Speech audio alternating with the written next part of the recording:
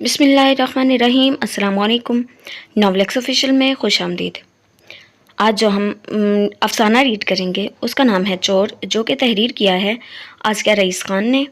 हम उनके शुक्रगुज़ार हैं कि उन्होंने अपने नावल्स हमारे चैनल पर रीड करने की परमिशन दी है। तो चलें रीड करना स्टार्ट करते हैं। चोर बाय आसिया रईस ख़ान। यहाँ अंधेरे में क्या कर रही हो? मैं जो दूर खिला में नज़र जमाए जोर तोड़ में मगन थी। इस पाटदार आवाज़ पर करीबन उछल पड़ी। मैं हूँ, भूत नहीं। इन्होंने मेरी इस रद्द-ए-अमल पर नागवारी से कहा, जबकि मैं इनकी मज़ीद नागवारी से बचने की खातिर हाथ में पकड़े रिसाले पीछे छुपाने लगी। ये क्या है? मेरी ये बेढंगी कोशिश नाकाम करते हुए इन्होंने मेरे पीछे जाते हाथ को पकड़कर आगे किए और मेरे हाथ में थामे रसाइल में से सबसे ऊपर रखा रिसाला उठा लिया। अब अगर मैं 1000 बार मर कर भी जिंदा होती और इन 1000 हाथ जिंदगियों की सारी हिम्मत इकट्ठा करती, तब भी इस काबिल ना होना नामुमकिन था कि इनके हाथ से वो रिसाला झपट लूँ। इन्होंने दरमियान से रिसाला खोला और बुरा होकर वो वहीं से खुला जहाँ मैंने सफ़ा मोड़ा था। इन्होंने वो सफ़ा बगौर देखने के बाद मेरी तरफ निगाह की और मेरा खून खुश्क हो गया। अम्मा इस घर की सरबराह हैं। अम्मा सुनकर जो रिवायती खाका जहन में उभरता है वो इसके बिल्कुल बरअक्स है। वो जदीद फैशन की ट्रेंडी साड़ियाँ पहनती हैं और इस उम्र में भी डाइट और योगा की बदौलत इतनी स्लिम कि इनकी बेटियां और बहुएं इन्हें देखकर आहें भरती हैं। उजलत में भी घर से बाहर निकलते वक्त कम से कम काजल और लिपस्टिक लगाना नहीं भूलती। अपने ढलते हुस्न की निगहदाश्त के लिए वो पाबंदी से ब्यूटी सैलून का चक्कर लगाती हैं और इस बहती गंगा में मेरे हाथ भी धुलते रहते हैं। अपनी सरकारी नौकरी से सबकुदोश होने से कबल 5 साल इन्होंने स्कूल की हेड मास्टरनी बनकर गुजारे थे। फिर इसके बाद सबकुदोश वो सिर्फ स्कूल की नौकरी से हुई थी। हेड मास्टरनी का ओहदा इन्होंने अब तक संभाला हुआ था और इनकी अनदेखी छड़ी की जद में अब सारा ख़ानदान था। खैर, ये कहानी अम्मा की नहीं, मेरी है, और मेरी कहानी में इनका किरदार सबसे अहम इसलिए है कि इस घर में मेरी हैसियत और मकाम इनकी सेक्रेटरी या मुतम्मिद ख़ास का है। कई बरस पहले वो मुझे इस घर में लेकर आई थी। मैं साल भर की थी जब मेरे वालिद साहब चल बसे और इद्दत मुकम्मल होने के चंद माह बाद नानी ने मुझे अपने पास रखकर अम्मी का दूसरा निकाह पढ़वाकर इन्हें दूसरे शहर रवाना कर दिया। नानी और अम्मा खालाजाद बहनें थीं। मैं 5वीं जमात में थी। इस वक्त अम्मा नानी से मिलने आईं और इनकी बीमारी, दोनों ममानियों और उनके बच्चों के दरमियान मेरी दगरगू हालत देखकर मुझे कुछ दिनों के लिए अपने साथ घर ले गई। इसके चंद हफ्तों बाद ही नानी चल बसी और बस फिर मैं इसी घर की होकर रह गई। जब मुझ पर कनूतियत का दौरा पड़ता तो अम्मा बड़ी खुद गर्ज और नुमाइशी नजर आती, जो दुनिया की नज़रों में मुझे सहारा देकर बड़ी अजीम और खुदातर्स खातून मशहूर हो गई थी। जबकि हकीकत ये थी कि मुझे अपने पास रखकर इन्हें दिन रात हर पहर बिना तनख्वाह की मुलाजमा मैसर थी। इनकी औलादे भी इन्हें मेरे सपुर्द करके अपनी सारी जिम्मेदारियों से बरी जुमा हो जाती थी। मैं ये सब सोच सोच कर उदास होती और बसूरती रहती। फिर जब मेरे अंदर रजायत पसंद और ज़रा ज़रा दीनी रूह बेदार होती तो मैं अल्लाह और अम्मा का शुक्र अदा करते ना थकती कि इनकी वजह से मुझे अपनी नानी के घर से बेहतर रिहाइश, बेहतर तालीम, बेहतर खाना और बेहतर पहनना नसीब हुआ था। और सबसे अहम बात, जिस काम का मैं अपनी नानी के घर तसव्वुर भी नहीं कर सकती थी, वो यहाँ मेरे लिए आसान था। यानी वक्फे वक्फे से अपने अच्छे ब्यूटी सैलून में मेरी मरम्मत हुआ करती थी। ये सोचकर मैं गुनगुनाती और मुस्कुराती रहती थी। और जब कभी मेरे अंदर की प्रैक्टिकल लड़की अंगड़ाई लेती तो ये लेन देन वाला दोनों फ़रीक़ैन के लिए फ़ायदा मंद सूद लगता। मुझे मादी आसाइशों के साथ इस घर से तहफ़्फ़ुज़ और पहचान मिली थी और इस घर के अफराद और अम्मा को एक दूसरे के दरमियान राब्ते की कड़ी। मैं ये सोचती और मुतमईन रहती, मैं बतौर राब्ते की कड़ी ही इस कहानी का आगाज़ हूँ। अम्मा नज़्म ज़ब्त और वक्त की बड़ी पाबंद हैं। सोने, जागने और खाने के अलावा सुबह शाम की चहलकदमी, अखबार का मुतालिया, कुतुब्बीनी, सर में तेल की मालिश, हफ्ते में 2 दिन अपनी सहेलियों से मुलाकात, महीने के आखिरी एतवार को रिश्तेदारों से मुलाकात, सोने से कबल घर के सभी अफराद की इनके कमरे में हाज़िरी वगैरह वगैरह, इन सभी मामलात के औकात तय थे। इनसे बराह रास्त बाकी घर वालों की बात और मुलाकात सिर्फ नाश्ते और खाने के औकात में होती थी। इन औकात के बाद इन तक पहुंचने का वाहिद जरिया मैं हूँ। घर में मौजूद इनके 2 बेटे और बहुएं, जिन्हें मामू ममानी बुलाती हूँ, और इनकी औलादें अपनी बात और मुलाकात की ख्वाहिश मुझ तक पहुँचाते, फिर मैं अम्मा तक, और इसके बाद अम्मा का जवाब और मुलाकात का वक्त इन्हें बताती। सालों से पहले यही चलता आ रहा था। मैं 10वीं जमात में थी तब बड़े मामू की ज़किया बाजी और आफिया बाजी की शादियाँ हो गई। मेरी जूनियर कॉलेज से फारिग होने तक چھوٹے ماموں کی بشرا باجی بھی بیاہ کر دوسرے گھر چلی گئی تھی۔ اب گھر میں چھوٹے ماموں کے صاحبزادے عدنان اور میں ہی بچے تھے۔ ایک رات کھانے کے بعد عدنان ہاتھ میں ڈائری لیے آیا اور مجھے دے کر کہا کہ یہ میں اماں کو دے دوں۔ اس میں کیا ہے؟ ایک کہانی ہے، اماں سے کہنا وہ کریکشن کر دیں۔ میرے کان کھڑے ہو گئے۔ میں آپ کو بتانا بھول گئی، عدنان کے مرحوم دادا یعنی اماں کے شوہر نامدار شاعر اور مصنف تھے۔ ایسے ویسے نہیں، وہ صاحب کتاب شاعر اور مصنف تھے۔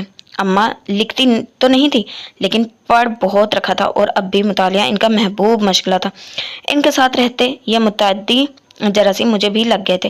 عدنان کو میں نے کبھی پڑھتے نہیں دیکھا تھا، کجا اس نے لکھا تھا؟ میں نے مارے تجسس کے اس کے سامنے ہی ڈائری کھول کر پڑھنا شروع کر دی۔ پہلی 2 سطر پڑھتے ہی میری آنکھیں ناچنے لگیں۔ کیا ہوا؟ اچھا نہیں لکھا؟ بہت اچھا ہے، میں ہکلائی۔ اماں اصلاح کر دیں تو مجھے دے دینا۔ وہ تو چلا گیا اور میں سوچتی رہی عدنان کیسے لکھ سکتا ہے۔ خیر میں نے سعادت مندی سے وہ ڈائری اماں تک پیغام پہنچا دیا اور حسب توقع ان کے خوشی کا کوئی ٹھکانہ نہ رہا۔ آخر ان کے گھر اور خاندان میں ایک کہانی کار، ایک قلم کار پیدا ہوا تھا اور دادا کا اصل جانشین اور وارث۔ انہوں نے صبح ہوتے ہی سارے گھر میں اعلان کر دیا اور ہر کوئی میری طرح حیران تھا کہ عدنان لکھ بھی سکتا ہے۔ خیر باقی سب بے یقینی سے حیرت زدہ خوشی میں مبتلا تھے، مگر میں ذرا برابر خوش نہ تھی۔ یہ میرا میدان تھا، یہاں مجھے اپنی قابلیت کے جھنڈے گاڑنے تھے، صلاحیت کے گھوڑے دوڑانے تھے، اور وہ عدنان نالائق مجھ سے میرا میدان چھین چکا تھا۔ وہ نااہل میرے میدان میں میری جگہ کھڑا سب کی تالیاں بٹور رہا تھا۔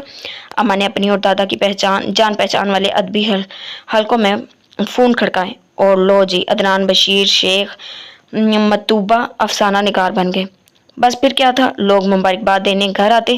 اتنی سی عمر میں اس قدر اونچی اور گہری سوچ، بیک وقت الفاظ کا اتنا عمدہ انتخاب، واہ واہ، عام سے موضوع پر ایسی پر اثر تحریر، سبحان اللہ، سائنس کے طالب علم کی اردو سے یہ رغبت، ماشاء اللہ، وغیرہ وغیرہ قسم کے جملے میرے کانوں میں پڑتے رہتے اور میرا خون کھولتا رہتا، کیونکہ جس تخلیق کی باتیں ہو رہی تھی وہ میری تھی، جی ہاں میری۔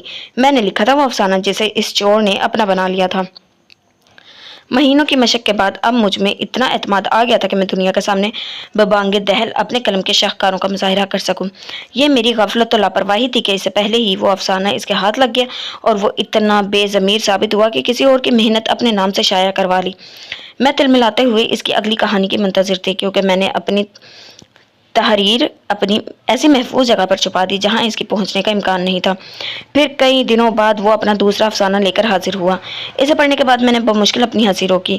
اس سے اچھا تو میں نے 10ویں جماعت کے بورڈ ایگزام میں اردو کا مضمون لکھا تھا، جیسا افسانہ وہ اپنی گریجویشن کے فائنل میں لکھ کر لایا تھا۔ اماں پوتے کے قلم کار نکلنے پر بے حد خوش اور پرجوش تھی۔ یہ بچگانی تحریر ان کے جوش کے لیے برف ثابت ہو سکتی تھی۔ قنوتی رہنمائی اور پریکٹیکل مزاج کے ساتھ بدلتے خیالات اپنی جگہ، بہرحال سچائی یہ تھی کہ امی کے کبھی کبھار اور بڑے ماموں کے عید پر فون کے علاوہ میری زندگی اسی گھر کے دائرے میں گھومتی تھی۔ یہ گھر اور اس کے مقیم ہی تھے جس کی وجہ سے میں آج تعلیم یافتہ، مہذب، بااعتماد، خوشحال تھی۔ پھر میں احسان فراموش کیسے کرتی؟ اور یہ بھی حقیقت ہے کہ اماں کو وہ ہستی ہونے کا احساس حاصل ہے جس سے میں سب سے زیادہ محبت کرتی ہوں۔ میں ان کے اکلوتے پوتے کا پول کھول کر انہیں رنجیدہ نہیں کر سکتی تھی۔ میں نے دل میں ٹھان کر قلم اٹھایا تھا اور بس پھر یہ سلسلہ چل نکلا۔ وہ مجھے کلاس کے آخری بینچ والے طالب علموں کے لیول کے مضامین نما کہانیاں لا کر دیتا، جنہیں میں پورا پڑھے بغیر ہی کوڑے دان میں ڈال دیتی اور اپنا لکھا افسانہ 2-3 بے ربط جملوں اور کچھ املا کی غلطیوں کے ساتھ اماں کو سونپ دیتی تاکہ وہ بھی تسلی بخش ایڈیٹنگ کر سکیں۔ میں عدنان کی آنکھوں میں شرمندگی، ندامت جیسے تاثرات ڈھونڈتی رہتی، لیکن مجال ہے جو کبھی اس کی ہلکی سی رمق بھی نظر آتی ہو۔ یہ کچھ دنوں تک چلتا رہا، پھر عدنان بھی ایسے مکمل کرنے کے بعد ماسٹرز کی خاطر دوسرے شہر چلا گیا۔ اماں کے ہدایتوں پر اس نے چند دنوں بعد دوبارہ اپنی کہانیاں بھیجنا شروع کر دی۔ وہ مجھے ای میل کرتا تھا، کچھ دن تک تو میں پڑھ لیتی، لیکن پھر میں نے ای میل کھولنا اور دیکھنا بھی بند کر دیا۔ پہلے ہی افسانہ لکھ کر رکھ لیتی، پھر جیسے ہی اس کا ای میل موصول ہوتا آخر میں اس کا نام لکھ کر اماں کو دے دیتی۔ وہ یہی سمجھتی ہیں کہ یہ افسانے عدنان کوریئر سے بھیجتا ہے۔ کئی دفعہ بی شیخ لکھتے ہوئے مارے غصے کے میں نے قلم توڑ دیا۔ وہ اپنا پورا نام استعمال نہیں کرتا تھا۔ اماں نے جب اس اختصار پر استفسار کیا تو موصوف کا جواب تھا عدنان بشیر شیخ کی جگہ بی شیخ زیادہ بردبار، سنجیدہ اور تجربہ کار لگتا ہے۔ اماں تو اس وضاحت پر نہال ہی ہو گئی تھی۔ دوسرے شہر جانے کا فائدہ یہ ہوا تھا کہ اب اس کا نام اور میری تحریر دوسرے رسالے اخبارات میں شائع ہونے لگی تھی۔ میرے قنوتی رہنمائی اور پریکٹیکل دوروں کا اثر میری تحریر پر بھی پڑا تھا، اور ہر بار میں سوچتی یہ پڑھنے کے بعد عدنان کا ضمیر جاگے گا اور وہ ضرور مجھ سے معافی مانگے گا۔ بھلے وہ معافی نہ مانگے، لیکن کم از کم یہ اعتراف تو کرے کہ وہ میری تحریر اپنے نام سے استعمال کر رہا ہے۔ جب مقدور بڑھ جل کر اور دل ہی دل میں اسے گالیاں دے کر تھک جاتی تو یہ سوچ کر خود کو تسلی دیتی کہ شہرت اور نام میں کیا رکھا ہے، اتنا ہی کافی ہے کہ میرا لکھا لوگوں تک پہنچ رہا ہے۔ یقین کریں، اس فلسفی بھرے خیال کے بعد میرا سارا دن خود کو گالیاں دیتے گزرتا تھا۔ ایک دن اچانک وہ بنا اطلاع دیے آ دھمکا، اس خوشخبری کے ساتھ کہ اس کے ایک افسانے کو کسی ادبی مقابلے میں پہلا انعام ملا ہے اور کل ان سب کو تقسیم انعامات کی تقریب میں شرکت کرنی ہے۔ بیٹا ذرا پہلے بتا دیتے، ہم کچھ تیاری ہی کر لیتے۔ اماں نے تقریب میں شرکت کی تیاری کے لیے قلیل وقت کی شکایت کی۔ اتنے شارٹ نوٹس پر ان کے بیوٹی سیلون کا اپارٹمنٹ ملنا مشکل جو تھا۔ میں نے آمنہ کو 2 دن پہلے ہی میل کیا تھا، تم نے دیکھا نہیں؟ اس نے میری طرف دیکھ کر پوچھا، اور اس وقت میں اتنے غصے میں تھی کہ نفی میں سر ہلا کر وہاں سے ہٹ گئی۔ اماں اور اپنے مشترکہ کمرے میں پہنچنے تک میرا غصہ آنسوؤں کی شکل میں باہر نکل رہا تھا۔ کچھ نہ سمجھا تو میں نے اس کا آخری میل کھولا اور اسے پڑھتے پڑھتے آنسو تو کیا میرا سانس بھی رکنے لگا۔ میں نے جلدی اس کے پچھلے ای میل اوپن کیے۔ ہر میل میں صرف اتنا لکھا تھا کہ اسے افسانہ مل گیا ہے۔ ای میل میں بچگانی، ادھوری، غیر معیاری کسی بھی قسم کی کوئی کہانی یا افسانہ نہیں تھا۔ دوسرے شہر سے بھیجے اس کے 5ویں میل پر پہنچنے کے بعد میرا دل کیا اپنا سر پیٹ لوں، عدنان کا سر پھاڑ دوں۔ اس نے لکھا تھا، تمہیں بھی پتہ ہے اور مجھے بھی، اس لیے اب مزید اس ڈرامے کی ضرورت نہیں۔ دوسرے، اب میرے پاس اتنا وقت بھی نہیں ہوتا کہ میں سوچ کر اور دماغ لگا کر 2 لائنیں بھی لکھ سکوں، اس لیے بہتر ہے کہ تم افسانہ مکمل کرنے کے بعد خود ہی میل کر دیا کرو۔ ہاں، میں نے غصے میں چیختے ہوئے پیشانی میز پر ماری۔ بے وقوفی کی بھی حد ہوتی ہے۔ پیچھے سے عدنان کی آواز آئی۔ اس وقت قنوتی رہنمائی پریکٹیکل لڑکی نہیں بلکہ میرے اندر کی تخلیق کار بیدار ہوئی تھی۔ کرسی سے کھڑے ہو کر میں نے اپنے حق لینے کے لیے خود کو تیار کیا اور مڑ کر دروازے میں کھڑے عدنان کو گھورا۔ لیکن کیا بے غیرتی اور فریب کی کوئی حد نہیں ہوتی؟ یقیناً ہوتی ہوگی۔ وہ دروازے سے اندر آیا۔ کس نے فریب کیا ہے اور کون بے غیرت ہے؟ اس کی معصومیت پر میری آنکھیں پھٹی رہ گئیں۔ خود کچھ نہ کرتے ہوئے کسی اور کی صلاحیت، قابلیت، محنت اور تخلیق اپنے نام سے منسوب کرنا کیا ہے؟ میں نے ہر لفظ چبا چبا کر کہا۔ دراصل سامنے کھڑے دھوکے باز کو کچا چبانے کی خواہش دل میں ابھر رہی تھی، لیکن میرا بس صرف لفظوں پر تھا۔ یہ تو انتہائی درجے کی بےغیرتی اور اعلیٰ قسم کا فریب ہے۔ اس کے پرسکون لہجے میں آئے جواب پر میں صحیح مان آپ سے باہر ہو گئی۔ کس قدر ڈھیٹ بن رہا ہے تو پھر کیوں کی یہ انتہائی درجے کی بےغیرتی اور اعلیٰ قسم کا فریب؟ میں نے کب کسی کی محنت اور تخلیق اپنے نام سے منسوب کی؟ اس تجائل عرفانہ پر میں تلملا کر آگے بڑھی، یعنی حد ہے چوری اور اوپر سے سینہ زوری۔ صرف بغیرت اور دھوکے باز ہی نہیں، تم بہت بڑے چور بھی ہو۔ میرے افسانوں کو اپنے نام سے دنیا کے سامنے پیش کرتے ہوئے تمہیں ذرا شرم نہیں آئی؟ نہیں، ایک منٹ۔ اس نے ہاتھ اٹھا کر مجھے درمیان میں روکا۔ اپنی کہانیوں اور افسانوں کو میرا نام میں نے نہیں، تم نے دیا تھا۔ ہاں؟ مجھے اس کے دماغی حالت پر شعبہ ہوا۔ پھر خیال آیا کہیں وہ سچائی سے بچنے کے لیے خلل دماغ کا حربہ تو استعمال نہیں کر رہا۔ یاد کرو پہلی بار ڈائری دیتے میں نے کیا کہا تھا؟ مجھے اچھی طرح یاد تھا، لیکن میں ہونٹ سے خاموشی سے اسے گھورتی رہی۔ چند لمحوں بعد ہی ذہن کی بند کھڑکیاں کھلنے لگی اور ان سے دکھائی دیتے نظارے نے زبان تالو سلگا دی۔ میں نے کہا تھا اماں سے اس کی اصلاح کروا کر مجھے دینا، یہی کہا تھا نا؟ میں نے کب کہا تھا کہ یہ میں نے لکھا ہے یا یہ میری تخلیق ہے؟ پھٹے پرانے کاغذ پر لکھا تمہارا وہ افسانہ میرے ہاتھوں لگا تو میں نے اسے محفوظ جگہ لکھ کر اماں کے گرین سگنل کی خاطر تمہارے حوالے کیا تھا کہ فائنل شکل میں تم مجھے واپس کرو اور میں اسے کسی اخبار یا رسالے کو بھیجوں۔ اب تم ہی بتاؤ میرا یہ پلان کس نے تبدیل کیا؟ وہ جواب طلب نظروں سے مجھے دیکھ رہا تھا، مگر میں کچھ بولنے کے قابل بچی ہی کہاں تھی۔ ہاں، وہ میں ہی تھی جس نے پہلی بار اماں کو وہ افسانہ دکھاتے ہوئے اسے عدنان سے منسوب کیا تھا، اور وہ پوتے کی خفیہ صلاحیت اور مشکوک ہنرمندی پر پھولے نہ سمائی تھی۔ آگے انہوں نے وہی کیا جو کوئی بھی مشفیق دادی کرتی، پوتے کی پہلی کاوش پر فخریہ انداز میں حوصلہ افزائی کی۔ یہ افواہ اور غلط فہمی تمہاری پیدا کرتا ہے۔ پہلے پہل مجھے لگا کہ تم خود کو مخفی رکھنا چاہتی ہو، اس لیے میں بھی تمہاری مدد کے ارادے سے سب کی ہاں میں ہاں ملاتا رہا، لیکن جلدی اندازہ ہوا کہ محترمہ میری سوچ سے بھی زیادہ بے وقوف ہے۔ یہ الزام ذرا غلط ہے، میں نے تمہاری تخلیقات کو اپنا نام دیا۔ اس نے ہاتھ میں پکڑے سارے رسالے میز پر رکھے تھے۔ تمہارے لکھے تمام افسانے A.B. شیخ یعنی آمنہ بلال شیخ کے نام سے شائع ہوئے ہیں۔ اس کی جتاتی نظریں محسوس کرتے ہی اس نے سر جھکا لیا۔ میں نے اس پر کبھی غور ہی نہیں کیا۔ ان رسائل کے ایڈیٹر حضرات جانتے ہیں کہ A.B. شیخ خاتون ہیں۔ ویسے چور اور فریبی میں نے نہیں بلکہ تم نے کی ہیں۔ میں نے سر اٹھایا۔ یہ بڑا غیر متوقع الزام تھا۔ اپنی تخلیق خود کسی اور کو سونپ دینا اپنی تخلیق کے ساتھ فریب ہے، اور اپنی صلاحیت اور قابلیت چھپانا چوری نہیں تو اور کیا ہے؟ اس قصے میں سب سے اہم یہ بات ہے کہ کیا سوچ کر تم نے اتنے دنوں تک یہ سب ہونے دیا۔ بڑی دیر سے غضبناک انداز میں گھورنے کے بعد اب میری نظریں خود بخود فرش پر جمی ہوئی تھی۔ گھور وہ رہا تھا۔ بڑی افسوس کی بات ہے، اپنی عمر کا بیشتر حصہ اس گھر میں گزارنے کے بعد بھی تم خود کو اس گھر کے افراد میں شمار نہیں کرتی۔ یہ غیر متوقع الزام نمبر 2 تھا۔ میرے رائٹر ہونے کی خبر سے اماں اور باقی سب کو ہوئی خوشی تم نے حقیقت چھپا کر یوں ہی قائم رہنے دی۔ اپنی دانست میں اس طرح تم اپنی احسان مندی کا ثبوت پیش کر رہی تھی، جبکہ تمہارے دل میں اس وقت صحیح خیال یہ ہونا چاہیے تھا کہ تمہاری رائٹر ہونے کی خبر سن کر بھی وہ اتنے ہی خوش ہوں گے جتنے میرے لیے خوش تھے۔ سب کے خلوص اور محبت کو صرف احسان کے ترازو میں رکھنا بھی اس حق کی چوری ہے جو انہوں نے تمہیں اس گھر کا حصہ مان کر دیا۔ یا اللہ، یہ جتنا برا لکھتا ہے اتنا برا بولتا نہیں، میں نے دل میں سوچا۔ تمہاری بزدلی سے مجھے کوئی امید نہیں تھی، اس لیے میں نے ابھی سب کو بتا دیا ہے کہ A.B. شیخ دراصل آمنہ بلال شیخ ہے۔